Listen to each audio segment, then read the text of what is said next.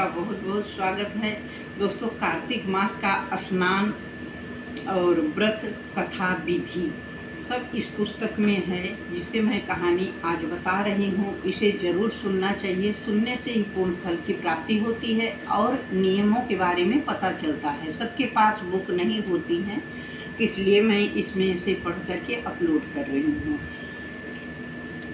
यह कार्तिक मास लगते ही पूर्णिमा से कार्तिक समाप्ति की पूर्णिमा तक यह व्रत किया जाता है। इस व्रत को करने वाली महिलाओं को सुबह 5 बजे उठकर तारों की छांव में ठंडे पानी से स्नान करना चाहिए। इस व्रत में सरोवर के स्नान का बड़ा महत्व है। अगर गंगा, यमुना, नर्मदा, क्षिप्रा जी जैसी पवित्र नदियां हो तो इन्हीं में स्नान करें। स्नान के पश्चात 5 छोटे पत्थर रखकर पथवारी बनाकर पूजन करें। घर आकर भगवान राधा कृष्ण, पीपल, तुलसी, आंवले, केले आदि की पूजन सामग्री से पूजा करें। भगवान का कीर्तन करें। रोज शाम को दीपक जलावें। रोजाना कार्तिक महात्म्य सुने या कहानी कहें। व्रत की समाप्ति के लिए दिन उद्यापन करें। नारायण तारायण। पहले दिन तारों को अर्घ्य देकर भोजन करें। दूसरे दिन दोपहर को भोजन करें। तीसरे दिन निराहार व्रत रखें। इस प्रकार कार्तिक मास भर करना चाहिए। तारा भोजन। कार्तिक मास के 1 महीने में तारा भोजन करें। बाद में ब्राह्मण को भोजन कराकर चांदी का तारा दान करना चाहिए। और छोटी सांकली। इस व्रत में 2 दिन भोजन और 1 दिन उपवास। इसी प्रकार पूरा महीना भर व्रत करें। बाद में चांदी या सोने की सांकली भगवान के मंदिर में चढ़ावें। ब्राह्मण को भोजन कराकर दक्षिणा देवें। बड़ी सांकली। इस व्रत में 2 दिन उपवास, 1 दिन भोजन किया जाता है। अंत में चांदी या सोने की सांकली बनवाकर मंदिर में चढ़ावे। ब्राह्मण को भोजन कराकर श्रद्धापूर्वक दक्षिणा देवें। तुलसी तीरावर व्रत। आंवला नवमी से 11 तक 3 दिन तक निराहार उपवास करें। 3 दिन तक भगवान के समक्ष अखंड ज्योति जलावें और 11 के दिन राधा दामोदर के साथ तुलसी जी की शादी करना चाहिए। 12 के दिन ब्राह्मणों को जोड़े से भोजन करावें। इसमें 26 जोड़ों को भोजन कराकर यथाशक्ति दक्षिणा देवें। उसके पश्चात स्वयं भोजन करें। शालिग्राम जी के साथ तुलसी जी की शादी करना चाहिए। 12 के दिन ब्राह्मणों को जोड़े से भोजन करावें। इसमें 26 जोड़ों को भोजन कराकर यथाशक्ति दक्षिणा देवें। उसके पश्चात स्वयं भोजन करें। जो महिला कार्तिक स्नान करती है उनको लिखे अनुसार मुख्य उपवास अवश्य करना चाहिए। रविवार व्यतिपात पूर्णिमा 11 मुख्य है। कहानी। एक बुढ़िया थी। तो इसकी कहानी आप देखिए। एक बुढ़िया थी जो 4 मास में पुष्कर स्नान किया करती थी। उसका बेटा और बहू थी। बहू दुष्ट स्वभाव की थी। सास जब भी बहू को फलहार बनाने को कहती तो बहू जमीन के पोपड़े निकाल कर बांध दिया करती थी। माँ को पहुँचाने के लिए बेटा पुष्कर तक जाता था। रास्ते में माँ से बोला, माँ फलहार कर लो। तब माँ बोली, आगे चलकर करेंगे। आगे चलकर जहाँ पानी था वहाँ फलिहार करने को बैठ गई तो जमीन के पोपड़े फलिहार बन गए।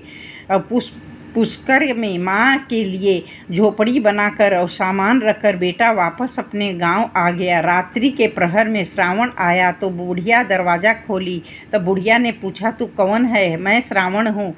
बुढ़िया ने तुरंत झोपड़ी का दरवाज़ा खोल दिया। बुढ़िया ने देखा कि श्रावण में लोग महादेव जी का पूजन करते हैं, बेलपत्र चढ़ाकर अभिषेक कर कीर्तन करते हैं।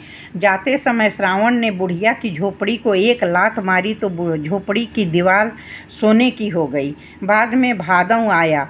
उसने भादव को दरवाज़ा खोला। बुढ़िया ने खोल तो दिया तो लोग सत्तू बना रहे थे, कजरी तीज मना रहे थे। भादवा भी जाते समय लात मार कर गया तो दूसरी दीवार हीरे की हो गई। फिर आसोजा कुआर आया। बुढ़िया से दरवाज़ा खोलने को कहा। बुढ़िया ने दरवाज़ा खोला तो देखा तो श्राद्ध कर रहे हैं, तर्पण कर रहे हैं, ब्राह्मण भोजन करा रहे हैं, नवरात्रि में दुर्गा माँ स्थापना कर रहे हैं, दशहरा मना रहे हैं। इन सब के बाद कार्तिक आया और उसने भी दरवाज़ा खोलने को कहा। बुढ़िया ने खोला तो देखा महिलाएं कार्तिक स्नान, भजन पूजन व्रत कर रही हैं, करवा चौथ का व्रत कर रही हैं, गोवर्धन पूजा, भाई दूज, आंवला नवमी, तुलसी का विवाह हो रहा है। उसने जाते समय लात मारी तो बुढ़िया की झोपड़ी सारी सोने की हो गई। बुढ़िया खूब दान धर्म करती, भगवान का भजन करती। चातुर्मास पूर्ण होने पर बेटा अपनी माँ को लेने पुष्कर आया तो माँ और झोपड़ी को पहचान नहीं सका, तो उसने आस-पास वालों से पूछा, तब उन्होंने बताया। तो बेटा माँ के पैरों पर गिरकर बोला, माँ घर चलो, और वह सारा सामान गाड़ी में भरकर माँ को घर ले आया। सास का ठाठ देखकर बहू के मन में जलन पैदा हो गई। अपनी माँ को 4 मास के पुष्कर स्नान के लिए छोड़कर आने को अपने आदमी से कहा। वह अपनी सास को भी पुष्कर छोड़कर आ गया। श्रावण, भादव, कुआर, कार्तिक सभी आए, लेकिन बहू की माँ ने कुछ भी नहीं किया। वह 4 समय खाती थी, दिन भर सोती थी। चातुर्मास ने जाते जाते 1 लात झोपड़ी को मारी तो झोपड़ी गिर पड़ी। बहू की माँ को गधी की योनि में होना पड़ा।